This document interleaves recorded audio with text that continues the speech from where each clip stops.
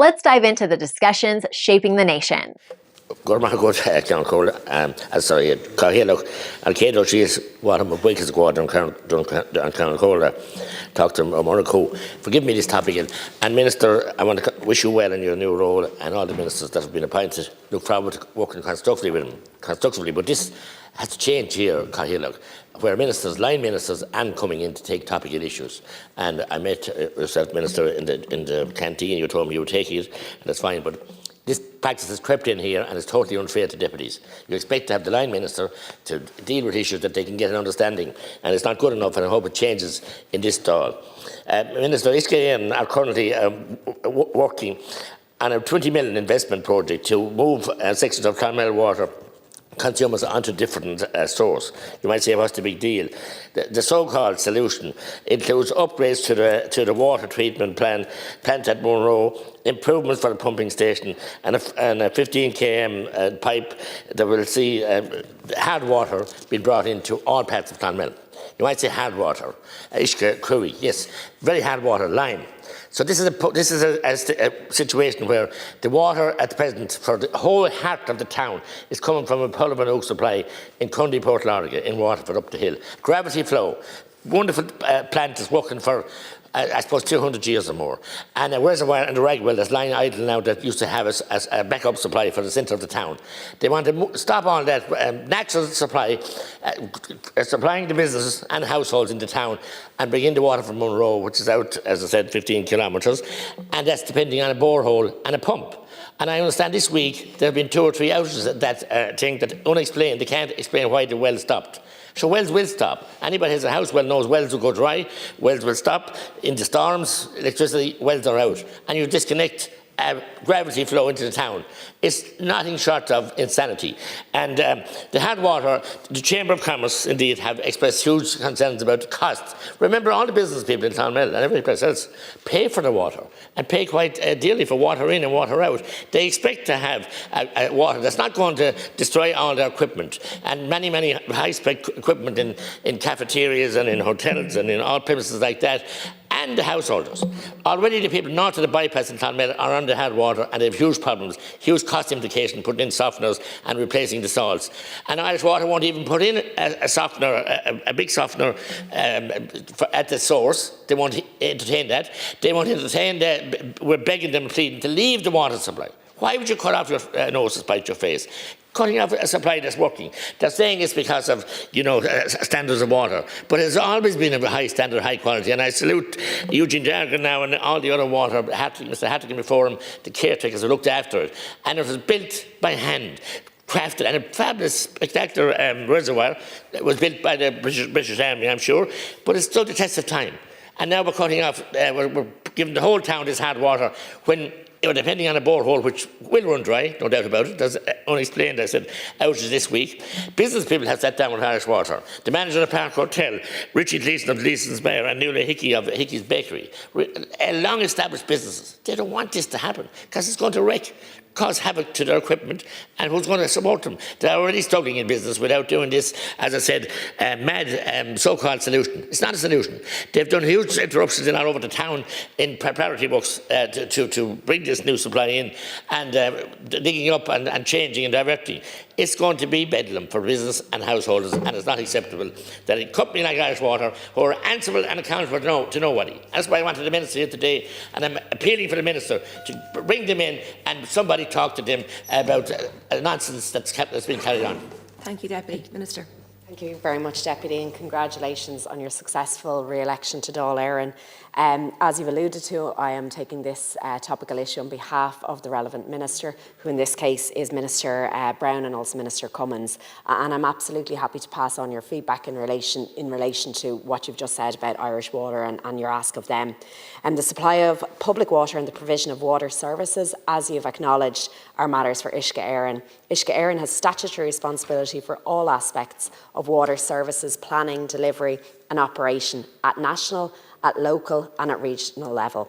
Under Section 7 of the Water Services Act number 2, 2013, no minister has function regarding Uisce Éireann's specific operations, as you've said yourself.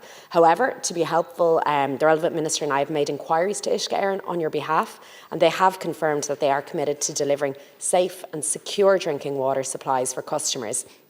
And this requires them to comply with all Irish and European Union standards relating to drinking water, and in particular the European Union Drinking Water Regulation.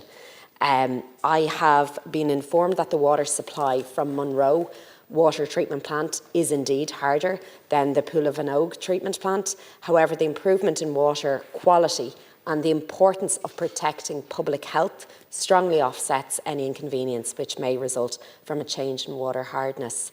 Uisce Éireann has advised that hard water contains high level of natural minerals that have come from rock and soil, and it is very common in Ireland's drinking supply. Hard water does not pose any public health risk, and it does meet the drinking water regulations. And depending on local geology, the hardness of the water supply will vary, but such water is perfectly safe to drink. Further information on hard water and advice on how to manage it, because you have iterated a number of concerns that businesses in particular have around this. There is advice on this available at the Uisce Éireann website. We have a strong customer service focus through the Water Charges Plan and Customer Charter, which outlines the standard of service customers should expect to receive. That Water Charges Plan sets out a really comprehensive mechanism in cases where water quality may be compromised or unfit for human consumption, such as boil water, drinking water restriction notices. But the message here is this water is absolutely safe. Business customers, as you've said, Deputy, pay for water charges, and those who pay for water charges are entitled to a rebate under the customer handbook as agreed with the Commission for Regulation of Utilities in instances where it's unsafe. However, the implementation of that plan is a matter for Uisce Éireann, and any issues which can't be resolved by them can, of course, go to the Commission for the Regulation of Utilities.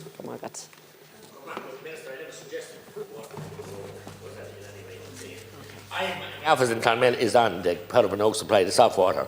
I think I look healthy enough. The water is perfect. And why would you? It's vandalism, state vandalism, to actually dismantle a perfect scheme. It's a backup. It'll be dismantled altogether. When the pump supply, as I said, has outage this week, Clonmel has been without water, I suppose, nearly 50 days last year without water, and maybe more. It's been constantly interrupted. I know we have a Glenary supply, I know it very well, and Pool of Anogue, and then we have the Monroe. And will the well? It won't. The well won't last. Any household knows that themselves. Wells run out, pumps, and the source might go down. So the failure of Irish Water to be able to give answers as to why the well stopped functioning a number of times in the last week is very worrying. And you talk about the website and everything else. It's lovely on paper, but it's not functioning. Irish Water and functioning as a utility. And the sooner that stood down, the better. And nobody will engage with you, and people that will engage with you don't know anything what you're talking about. And they don't want to take any experience from the retiring personnel who are going out. They've offered to show people where all the connections and valves are, but no, they know everything, but yet they know nothing. So there's nothing so blind as those who cannot see at all. But the business people of Clonmel and the households in the greater part of Clonmel, old Clonmel, will not accept this, because it's going to cost them a fortune, and it's going to damage all their machines, very high-spec machines that they've equipment, as we know now, for catering and for many other things, for washing, for everything. So why is, as I said, utter madness to destroy and destruct an old functioning water supply that has supplied the Clonmel town for hundreds of years, and this all in the name of modernisation. And the standards actually they've set are actually too high. That's what the problem, when the reservoirs as well tripping out, because it's all computerised, and the standards are too high actually set, and they need to be examined by the EPA as well. We need common sense to prevail here, and we need to keep the soft water, and we don't need to destroy a perfectly functioning source that is continuing to supply all of the greater part of the town of Clonmel, as I said, the heart of Clonmel town. Thank you, Deputy Minister. Deputy, you're right when you say that we need to invest in our water supply. That's absolutely crucial, and the examples that you've given here of water shortages and of water outages really reinforce that. Both our water and our wastewater systems require substantial and sustained investment over a number of investment cycles, and that's to bring systems up to the quality and to the resilience standards required of a modern service, to provide for population growth and to build resilience in the face of climate change.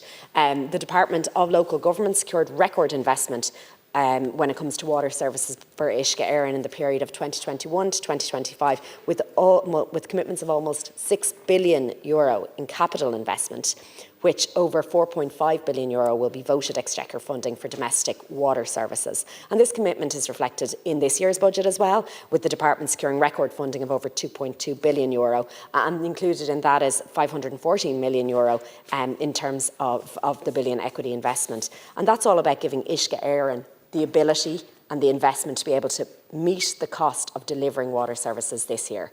What's really important, I suppose, for your constituents in Clonmel to know is that this overall investment will deliver significant improvements in our public water and wastewater services. It'll support, Deputy, improved water supplies right across Ireland, including rural Ireland, including Tipperary, and it'll support a range of programmes delivering improved water services in our rivers, in our lakes, in our marine areas. It's going to make a significant contribution to addressing Ireland's needs.